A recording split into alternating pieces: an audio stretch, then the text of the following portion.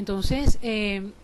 se ha podido corroborar pues que el parásito persiste, pero otro hecho importante es que en una misma área geográfica, individuos con serología positiva para Trypanosoma cruzi, algunos son sintomáticos y otros asintomáticos. Ya vimos que esas proporciones son entre el 70 y 30. Pero en diferentes lugares del mundo, individuos parasitados también por Trypanosoma cruzi, aparentemente desde el punto de vista morfológico, el mismo parásito con las mismas características, produce cuadros clínicos completamente distintos, así como en Venezuela y en algunos lugares de América Central solo se observa con mayor predilección sintomatología cardíaca. Y en lugares como Brasil, que son nuestros vecinos, o Bolivia, Chile y Argentina, pueden presentar sintomatología cardíaca, sintomatología digestiva o sintomatología cardíaco-digestiva. Es allí donde tienen los megasíndromes de megaesófago y megacolon, cosa que no se ha descrito en Venezuela. Esto no solo fue notado por un grupo de investigadores recientes, esto fue notado por el mismo Carlos Chagas cuando estudió hace mucho tiempo a una de sus primeras pacientes, que era una bebé en aquel entonces llamada Berenice, que como ustedes pueden ver en la imagen tiene un ojito hinchado y medio cerradito. Y la estudió en un caso de Chagas agudo cuando estaba pequeña, pero luego la volvió a evaluar en el año 1961. Cuando esta paciente fue sometida al senodiagnóstico, dio positivo, quiere decir que todavía tenía parásitos en circulación, y cuando se le evaluó de manera clínica, resulta que la paciente no tenía ninguna alteración cardiográfica que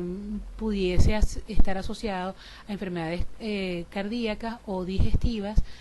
como algunos otros pacientes. De hecho, esta cepa que se llama cepa Berenice es una cepa que todavía se mantiene. Está en el Gene Bank porque es una cepa de las que se utilizó para determinar el genoma de Trypanosoma cruzi, y es un ejemplo de alguna de las cepas que se pueden tener a partir de humanos y que no está asociado a marcas. Entonces, en el principio, dado que se tenían todas esas observaciones de la parte clínica y aparentemente había una variabilidad de presentaciones de cuadros clínicos ante un solo parásito, se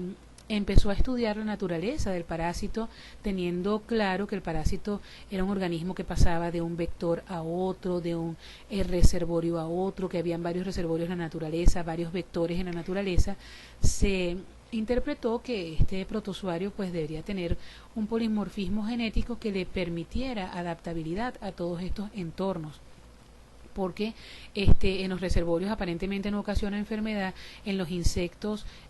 pues tiene un estatus de vida completamente distinto, pasa de sangre fría a sangre caliente a organismos que tienen una hemolinfa que es completamente distinta a la sangre de los vertebrados. Y luego cuando está en la sangre de un vertebrado como los humanos, pues tiene un sistema de defensa que es prácticamente una artillería completa para cualquier microorganismo que allí penetre y que logra sobreponerse, superarlo y reproducirse e instalarse en el vertebrado. Entonces, se ha comprobado que el Trypanosoma cruzi no es una sola especie, es una especie heterogénea que está constituida por subpoblaciones multiclonales con diferencias genéticas y biológicas, y que esto tiene un impacto en el comportamiento en el vertebrado que se manifiesta a través de una gran variedad de manifestaciones clínicas. Es por eso que una vez que se ha tenido ese conocimiento de la diversidad genética del Trypanosoma cruzi, se trató de caracterizar o tener idea de cómo era la distribución de estos genotipos en diversas partes del continente americano. Y como se puede ver en esta imagen, hay aproximadamente 6 genotipos involucrados en América, y algunos están se encuentran en algunas partes en forma predilecta, como es el caso de lo que nosotros nos ocupa en la parte de Sudamérica en la que estamos ubicados. Se distribuye con mayor frecuencia el genotipo TC1 y el genotipo TC4. En Venezuela se ha hecho un estudio para conocer la distribución en el hospedero vertebrado, en el hospedero invertebrado y en los reservorios. Y tanto en el hospedero vertebrado como en el invertebrado hay un predominio del genotipo TC1 que ustedes ven aquí señalado en azul, y el genotipo TC4 que se ve en rojo y que tiene mayor distribución en algunos individuos encontrados en en la zona central y norte costera de Venezuela. Y en algunos insectos se ha encontrado algo de distribución del genotipo TC3, igual que en algunos reservorios. Pero lo más importante de estos estudios es poder establecer la correlación de esos genotipos con las características clínicas del paciente. Y esto no se había hecho, y esto lo hicimos en parte del estudio que se hizo en mi tesis doctoral, en el cual tratamos de correlacionar el hallazgo de los genotipos encontrados en los pacientes con enfermedad crónica de Chagas y las características clínicas de esta con el genotipo. Y se observó que la mayoría de los pacientes que tenían genotipo TC1 tenían las formas clínicas de la enfermedad más grave, como es conocida como Chagas 3, donde hay insuficiencia cardíaca. Y la mayoría de los pacientes que tenían el genotipo TC4, que es el segundo genotipo que circula en el país, tenían solo la clasificación clínica como Chagas 1, que es la forma más benigna de la enfermedad. Todo esto ha servido para hacer una caracterización a través de la epidemiología molecular, y la importancia de esto es poder tener un conocimiento de qué es lo que está circulando en diferentes zonas, en diferentes países, porque así como circulan parásitos diferentes, se presentan formas clínicas diferentes y hay susceptibilidad diferente a el parásito y a los tratamientos que se puedan implementar ante ellos. Esa es la ventaja de tener este conocimiento. Entonces, pero desde el punto de vista epidemiológico, aún en la actualidad, con todo el conocimiento que se tiene, la enfermedad de Chagas es considerada una de las enfermedades desatendidas, productos de la pobreza en la sociedad, y es la causa, desde el punto de vista, la principal causa de mortalidad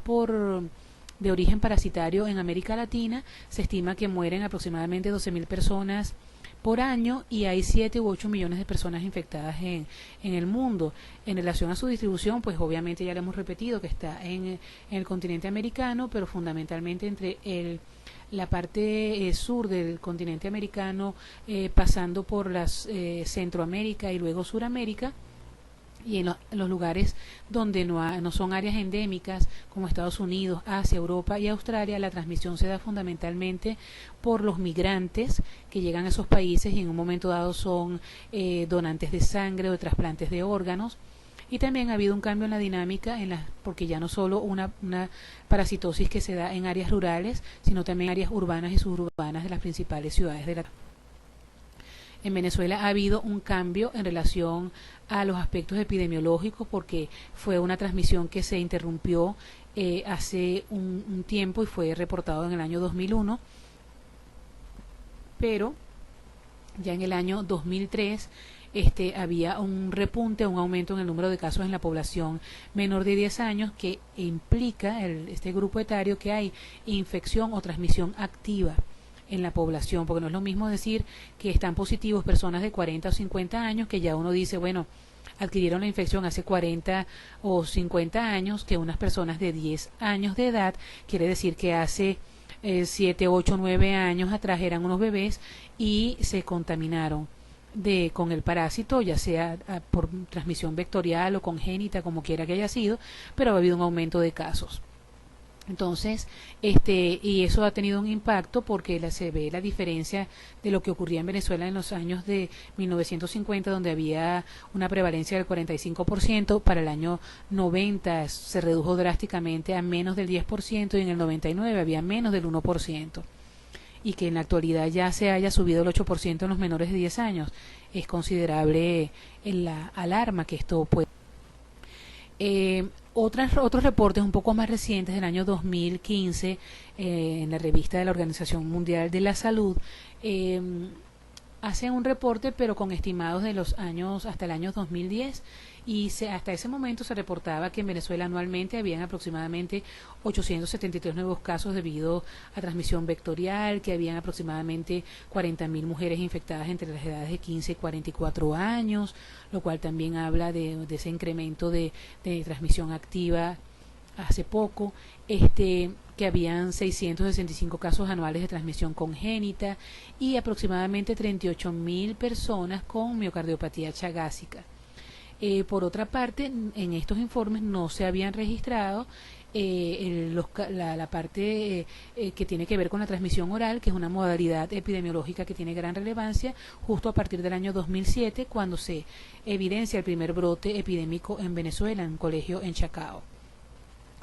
Hay indicadores entomológicos que son importantísimos en epidemiología y no están hechos para fastidiar a las instituciones, sino simplemente para evaluar el riesgo de transmisión de una enfermedad tan importante y que son fáciles de implementar y que cuando se tiene un dato pues se puede corregir a tiempo. Es así como tenemos los índices de infestación que indican el número de insectos que se pueden encontrar en la vivienda humana y el índice de infección que indica el número de insectos que se han encontrado positivos con el parásito. Entonces, para el año 90 el índice de infestación era de 0,7, para el año 2000 ya era de 5,2, un incremento importante, y el índice de infección del insecto pasó de 0,04 a 0,5 en el año 2000. Quiere decir que ya había una alerta epidemiológica importante en relación a que las casas estaban infectadas y los reduvidios estaban infectados también. En relación al diagnóstico, el diagnóstico de la enfermedad de Chagas trata de demostrar en un momento dado el parásito o demostrar la respuesta inmune que implica que el parásito está allí pero que ya no se puede ver. Entonces, los métodos diagnósticos aplicados a la fase aguda, donde hay una alta tasa de reproducción y multiplicación del parásito, son fundamentalmente métodos parasitológicos que están constituidos por un examen directo a través de un frotis o un examen en fresco de la sangre,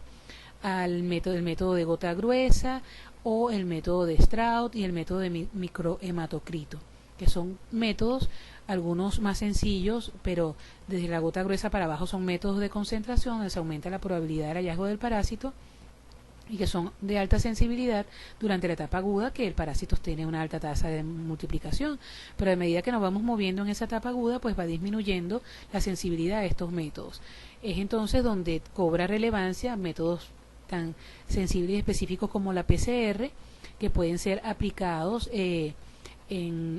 momentos donde haya baja intensidad de la parasitemia, porque puede detectar incluso fragmentos del parásito, pero que en la etapa aguda, pues por lo costoso del método, a veces no es tan necesario. Sin embargo, hay métodos como los métodos de cultivo y senodiagnóstico que tienen por objeto demostrar la presencia del parásito y luego aislarlo, y se puede utilizar para la obtención de antígenos, tener pruebas, implementar pruebas bioquímicas, etcétera. Son aplicables tanto en la fase aguda como en la fase crónica, pero tienen menos sensibilidad en la fase crónica, para lo cual es fundamental la implementación de métodos serológicos. Es muy importante evaluar por lo menos 2 técnicas serológicas que sean validadas, fundamentalmente para casos de individuos que van a ser donadores de sangre o donadores en trasplantes de órganos. Y aquí les dejo la información de los métodos más usados, y uno de los más importantes es el método de fijación de complemento conocido como la reacción de Machado-Guerreiro, que tiene una sensibilidad tal vez no muy alta en la fase aguda, pero es más del 90% en la fase latente y crónica, donde tiene mayor importancia poder establecer un diagnóstico eficaz. Y hay algunas otras técnicas que tienen algunas fallas en relación a la especificidad, otras son más sensibles, como la reacción de hemaglutinación indirecta, pero bueno, es cuestión de evaluarlo, y dependiendo de las posibilidades de los laboratorios de algunos de referencia, para poder implementar ciertas técnicas que garantice que se ha hecho una buena evaluación. En relación con la profilaxis, se ha hablado mucho de vacunas, pero hasta ahora no se cuenta con ninguna, no hay ninguna medida inmunoprofiláctica ni inmunoterapéutica que sea efectiva contra la enfermedad en este momento, contra el parásito. Entre los medicamentos se sigue usando el Nifurtimox, que es 80% de efectivo en las etapas tempranas de la enfermedad o en la fase aguda. No elimina completamente los parásitos en el tejido miocárdico, pero sin embargo tiene un impacto importante. Puedes mejorar un poquito la aparición de síntomas en la fase crónica. Y otra desventaja que tiene es que, bueno, tiene una elevada toxicidad o efectos secundarios, puede generar problemas de resistencia y es costoso y por ende poco disponible. Y manejando esta información, pues lo más importante es establecer la lucha antivectorial, que aunque parezca algo trabajoso, pues es lo más importante porque consiste en aplicar fundamentalmente a nivel domiciliario un insecticida. Acuérdense que algunos de los insectos más importantes, el Rhodmus prolixus, que tiene hábitos intradomiciliarios, y otros insectos como el Pastrongyllus, se ha logrado observar su domiciliación. Eso implica que se encuentran en la vivienda los huevos, las ninfas y los adultos, y eso ha pasado con Pastrongyllus. Bueno, la sustancia química tiene un impacto importante en la disminución del número de insectos, pero por otra parte, pues es tóxico para los individuos que viven dentro de la casa.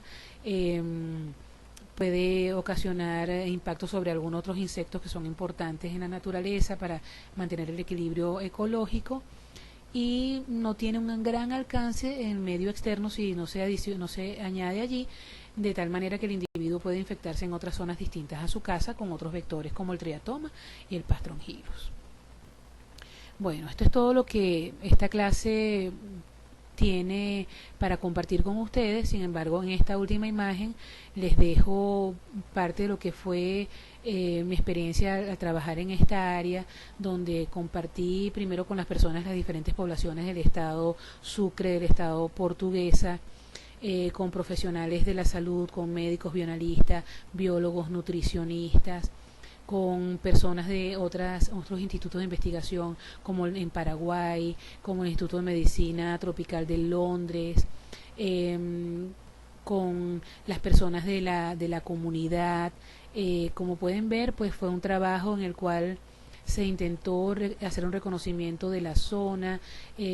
ofrecer orientación a las personas que vivían allí, de manera de tratar de influir en que se tenga en estas localizaciones pues un menor impacto en relación a esta enfermedad. Entonces, gracias por su atención, y en cualquier